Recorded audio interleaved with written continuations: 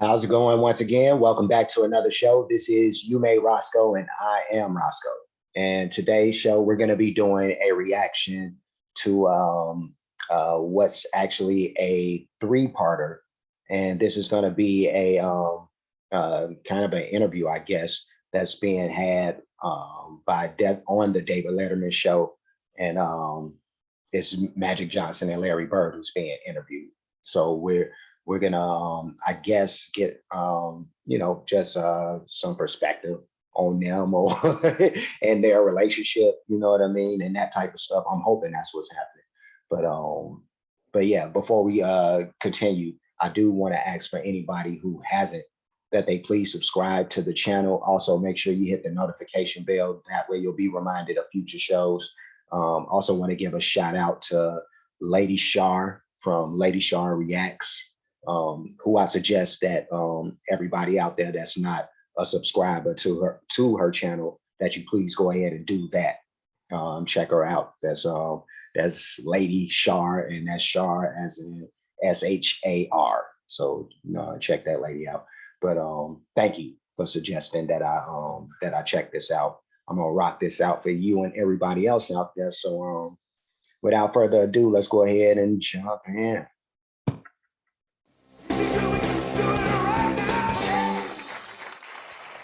I want to tell you something. We've been doing this show a long time, and I'm really, I don't know what to say. This is something for me, and I hope it is for You're hyped up, and I am too. I haven't been this excited.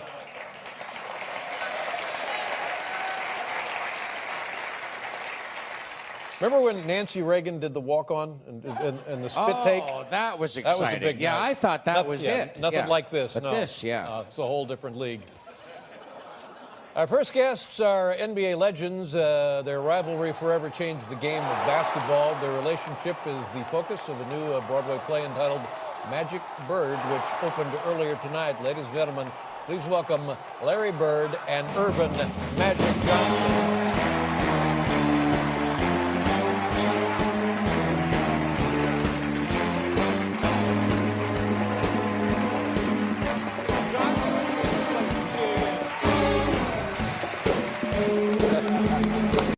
Just pause it for a second here, just because I was kind of partying last night.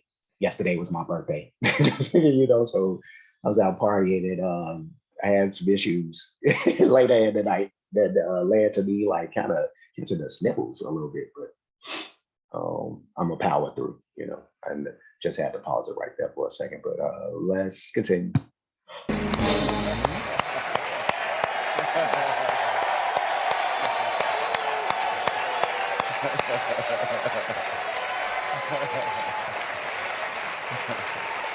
Thank you. Thank you very much.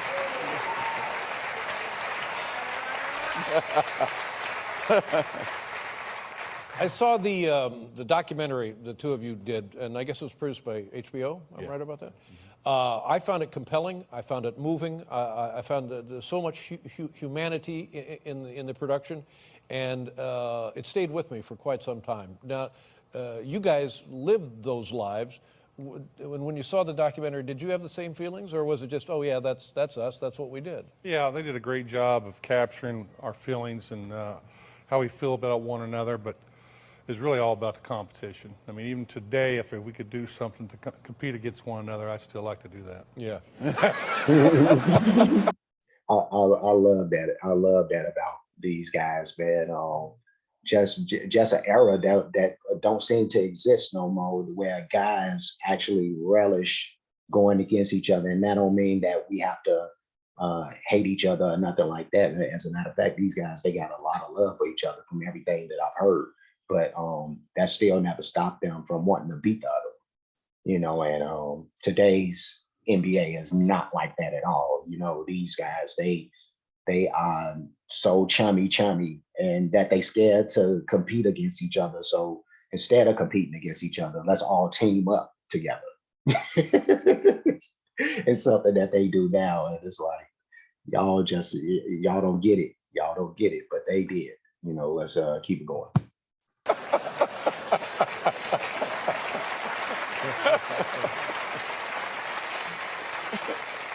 Magic, you feel the same way? Oh, I feel exactly the same way. I wish we could compete against each other right now. Well, you know what you could do is you could go out and buy a baseball team now. There you go. I forgot Magic does have a baseball.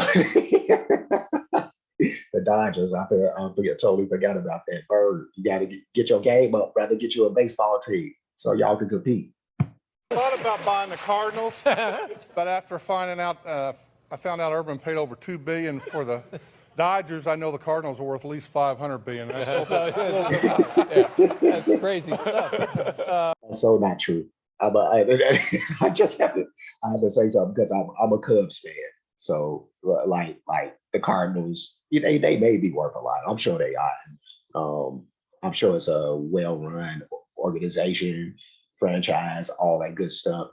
But no kudos for the Cardinals. I don't care. I don't care about nothing about that tradition or none of that stuff. Like it's like a vampire when you say St. Louis Cardinals to me. But let's keep it going.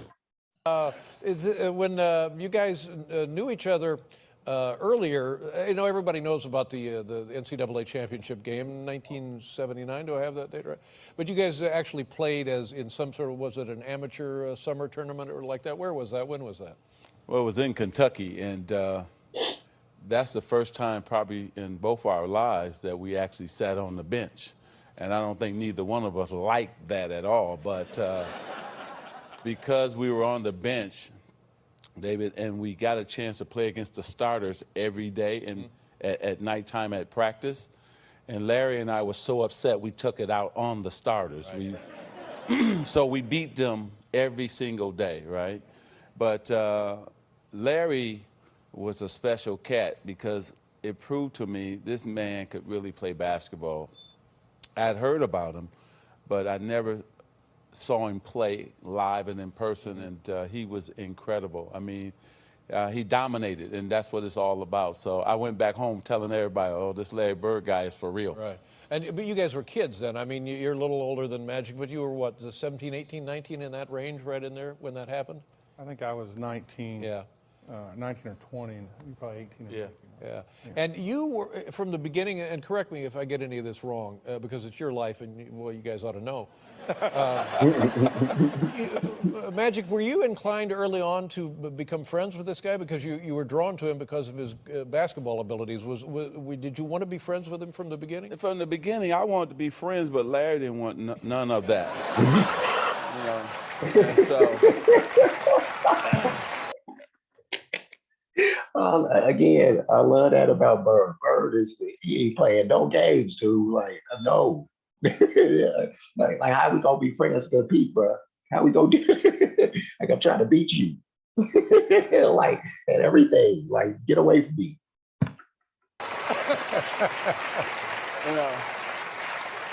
And so I said, okay, if that's how it's going to be, then we have to be like that. So I started disliking him too. And they didn't even want to. You know what I mean? This smiling ass. Like, like, can't we be buddy? But definitely was a competitor all the same. Like, people seem to think that because he was so, he had that persona of always smiling and being happy. Like he didn't put every inch of competitiveness into everything.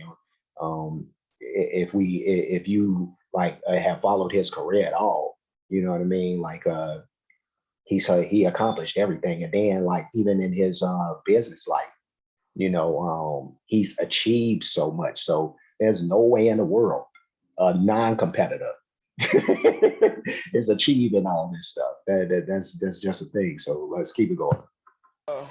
But he told me that I smiled all the time, and he knew that I would smile at you, but I want to cut your heart out at the same time. So he knew that was part of my strategy, is to lure him in as my friend. So he didn't want to demonstrate any weakness by becoming your friend. Now, did you feel what his advances to being a friend, and you just rejected them? You were not interested. You didn't like him. I mean, what was your side of that? It's not like one of my old girgirlfriends, I mean.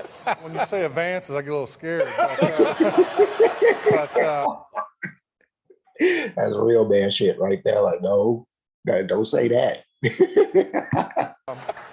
You know, my thing was when you compete, you're really not friends. You want to keep an edge. And I was like that through high school and through college. But Irvin is an outgoing guy. He loves everybody. He wants to high five. And, you know, he got that big smile. My goal was to try to take 3 of them teeth home with me. That's a different perspective. That's interesting because and just because you'll never see, I don't know if I've ever seen like Bird's teeth ever.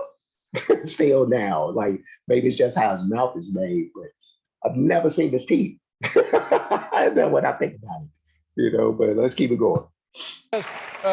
Indiana, Michigan, same generation of basketball, similar players, identical players, similar ideology about playing. Anything to do with the Midwest or the times that you guys came from? I think it's the Midwest, and I think when you think about Indiana high school basketball, I mean, everybody says it's the best. You think about Michigan, we're right there with Indiana, and so how we were taught to play the game, both Larry and I, and then the way we wanted to play the game as individuals, and so we're mirrors of each other. I may smile a little bit more, but the way we played the game of basketball was exactly the same because we would do anything to win. We didn't care about scoring points. We cared about winning the game and making our teammates better. Yeah. And that's why I think that, you know, thank you. Well, you didn't care about scoring points. You know what I mean? Like you was cool with your little 18 to 20. You know what I mean? Bird had to get his. But he did it the right way. You know what I mean? He still like was always about making the right play, but Bird was a scorer, you know, and Magic wasn't really looked at like Magic could score, but he was not a scorer. You know what I mean? Like that wasn't the mode of player that he was. He was a facilitator, you know, and then he had like you come on the team and you got Kareem and well, when he first popped up, it was Norm Nixon and all that, but later you got Worthy and Coop and just all these weapons that he had around.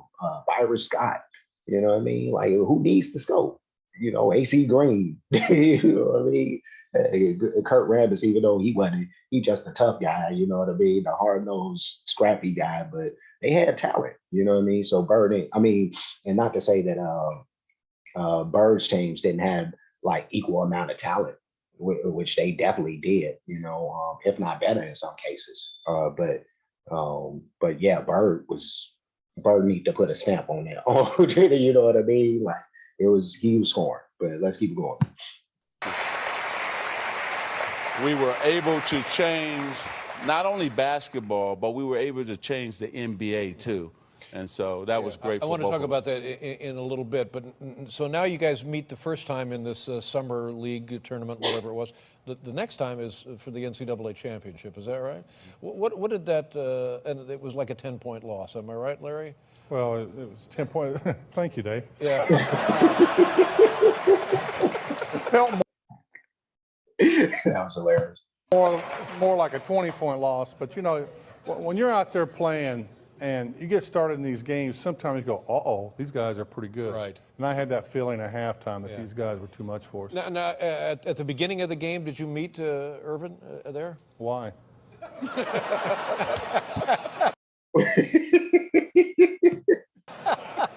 Do you remember trying to talk to Larry before the game? Nope. Yeah.